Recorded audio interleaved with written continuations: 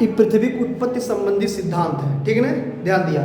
इसमें मुख्यतः दो सिद्धांत माना जाता है, एक तारक सिद्धांत या अद्वैत सिद्धांत या पैतृक संकल्पना, और दूसरा वाला द्वितारक सिद्धांत। एक तारक में बताया गया कि इसमें केवल एक तारे से ही पृथ्वी की उत्पत्ति हो गई है, और इसमें कौन कौन थे, कास्ते द बफन, कौन, कास्ते द बफन।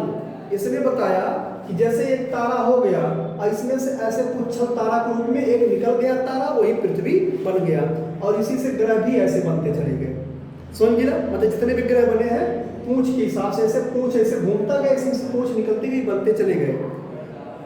ई कांट का कहना जैसे वायव्य है, वाई क्या होती है, वाई, ये वाई राशियां संगठित हुई और संगठित करके इससे धीरे धीरे संगठित होते होते एक ग्रह बन गया।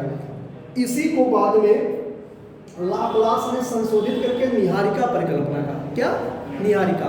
जैसे हम जानते हैं कि जो ग्रह बने होते हैं वो पहले गैसों का गोला होते हैं, किसका, गैसों का। वो गैसों को आपस में इकट्ठा करते और घूमते घूमते संगठित होते हैं, और संगठित हो करके धीरे धीरे जो हाइड्रोजन होता है वो हाइड्रोजन हीलियम बदलता है, हीलियम फिर निकिल में बदलता है, निकिल फिर लोहे में बदल जाता है, समझ में। तो इससे वो ठोस, अंदर वाला भाग ठोस हो जाता है, बाहर वाला भाग गैस का गोला बना होता है। और आज भी उसका लक्षण जो है कि शनि ग्रह में, बृहस्पति में मिलता है, क्योंकि शनि वनि ग्रह में बहुत ज़्यादा गैसें पाई जाती है, बृहस्पति पर बहुत ज़्यादा गैस पाया जाता है, वहाँ पर स्थल भाग बहुत कम पाए जाते हैं।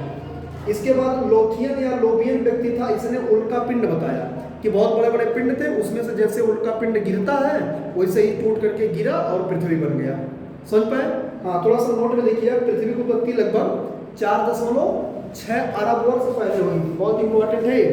और जीवन की उत्पत्ति 3.8 अरब वर्ष पहले आदि सागर में हुई थी। कहाँ? आदि सागर में। क्लियर?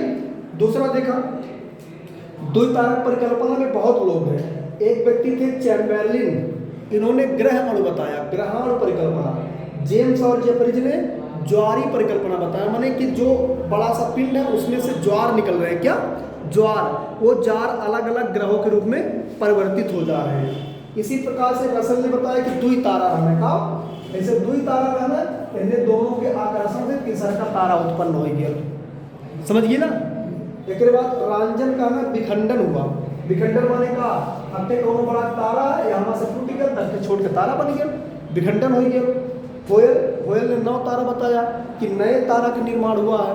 ठीक, इसकी चर्चा होयल की करेंगे हम, क्योंकि जब हम पढ़ेंगे कि ब्रह्मांड की उत्पत्ति हुई है तो उसमें बिग बैंग आया है, क्या, बिग बैंग थियरी।